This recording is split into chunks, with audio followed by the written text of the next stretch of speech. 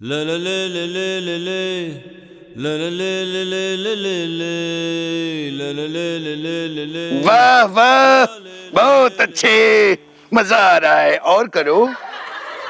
काम कुछ करना नहीं है, लेकिन इनको मजे पूरे चाहिए। और करो। कुछ कहा? कुछ नहीं महाराज, ये तो मिट्टी का गाना है। मिट्टी बचाओ अभियान, सेव सॉइल मूवमेंट। अच्छा अच्छा, हम समझ गए। क्या है ये मिट्टी बचाओ अभियान है महाराज। दुनिया भर में मिट्टी में जान फूंकने और उसकी क्वालिटी को बेहतर बनाने के लिए एक अभियान चलाया जा रहा है। और आपकी जानकारी के बिना अभियान कैसे चलाया जा सकता है? आपकी जानकारी के बिना तो एक पत्ता भी नहीं हिल सकता है। हिल भी नहीं सकता, क्योंकि हमने सारे पेड़ कटवा दिए हैं। अब चारों तरफ खुला मैदान। उसी से तो समस्या होती जा रही है महाराज।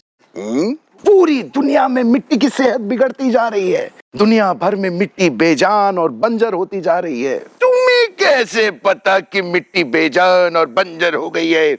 हम भी तो ऐसे घूमते हैं। हमने तो कभी नहीं देखा कि मिट्टी बेजान हो गई है।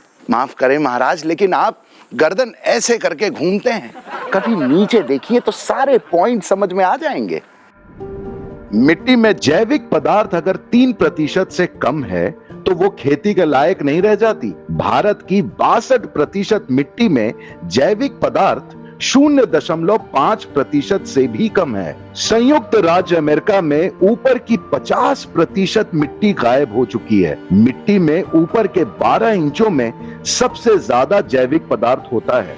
यूरोप की 75% मिट्टी में जैविक पदार्थ 2% से भी कम है। 2030 तक अफ्रीका की 2/3 खेती की जमीन खेती के लायक नहीं रह जाएगी। धरती पर खेती की 52% मिट्टी अब खेती के लायक नहीं रह गई है और 2050 तक 90% खेती की मिट्टी खेती के लायक नहीं रह जाएगी। इसलिए मिट्टी बचाना बहुत जरूरी है। Tell me Veeru, what is जैविक पदार्थ इन इंग्लिश? ऑर्गेनिक कंटेंट महाराज। अंग्रेजी में बताओ।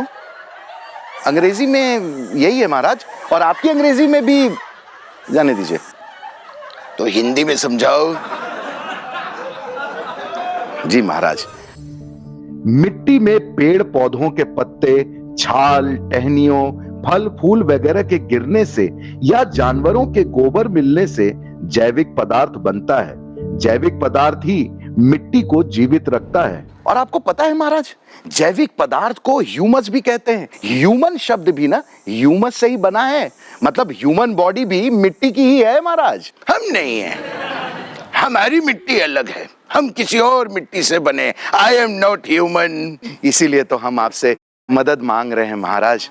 अब हम क्या कर सकते हैं? हमारी उम्र हो गई है। कुछ भी महाराज। अरे अभी तो आप एकदम छरहरे नौजवान हैं। अभी आपकी उम्र ही क्या हुई है? पिछली बार याद है 100 थी। वो आपका वजन था महाराज। अच्छा ये बताओ कि मिट्टी बचाने से क्या होगा? पानी बचाओ, पर्यावरण बचाओ। महाराज, मिट्टी ठीक होगी ना तो सब ठीक हो जाएगा। आज पूरी दुनिया जिन गंभीर समस्याओं से जूझ रही है ना, मिट्टी बचाना ही इन समस्याओं का हल है महाराज। अगर मिट्टी अच्छी है तो धरती पर कभी भोजन की कमी नहीं होगी। भोजन में पोषक तत्वों की कमी से दुनिया में 2 अरब लोग पीड़ित हैं। अच्छी मिट्टी के बिना पोषण ठीक से नहीं होगा। अच्छी मिट्टी बारिश के पानी को सोख लेती है, जिससे कभी पानी की कमी नहीं होगी। अच्छी मिट्टी वातावरण में मौजूद कार्बन को सोख लेती है, जिससे ग्लोबल वार्मिंग की समस्या सुलझ जाएगी। अच्छी मिट्टी में बायोडायवर्सिटी पूरी तरह से सुरक्षित रहेगी। तब किसान आत्महत्या नहीं करेंगे, तब खूब फसल होगी, किसानों की आय बढ़ेगी और वो खुश रहेंगे। अच्छा, तो अब हम समझ गए कि मिट्टी बचाने से ये सब होगा। लेकिन हम तो मछली खाते हैं। कितने समझदार हैं महाराज आप। लेकिन महाराज, इससे तो सिर्फ आपकी समस्या हल होगी। बाकी 7 अरब लोगों का क्या करें? उनके बारे में तो सोचिए। कोई हमें बताता क्यों नहीं है कि इतने सारे लोग पैदा हो गए हैं? इसमें हमारे कितने हैं? महाराज कैसी बात कर रहे हैं आप महाराज हैं, सब आप ही के तो हैं। अच्छा थैंक यू। तो हमें अपने तरफ बच्चों से क्या कहना है? हमारा ये शरीर मिट्टी है, मेरा शरीर, आपका शरीर, सबका शरीर बस मिट्टी का शरीर है। आप सब भी इसमें अपना योगदान दीजिए। ट्विटर, इंस्टाग्राम के माध्यम से सोशल मीडिया पे जाके सेव सॉइल मूवमेंट को फॉलो कीजिए और हर दिन बस 10 मिनट का समय निकालिए। क्यों महाराज, क्यों नहीं करेंगे? सब करेंगे।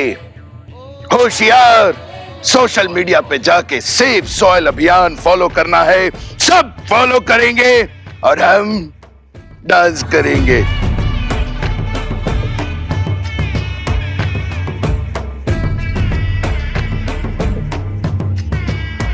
मिट्टी बचाने के लिए सद्गुरु 21 मार्च को अकेले मोटरसाइकिल से 30,000 किलोमीटर की यात्रा पर निकले हैं। इस 100 दिन की यात्रा में सद्गुरु अलग अलग देशों में जाकर वहां की सरकारों और लोगों से मिल रहे हैं। सभी देशों ने मिट्टी बचाओ अभियान का खुले दिल से स्वागत किया है। इसका उद्देश्य जन समर्थन जुटाकर 192 देशों की सरकारों से मिट्टी और पर्यावरण में जान फूंकने वाली एक पॉलिसी बनाने की मांग करना है। जैसी मिट्टी हमें पिछली पीढ़ियों से मिली है, आइए उतनी ही अच्छी मिट्टी आने वाली पीढ़ियों को भेंट करें।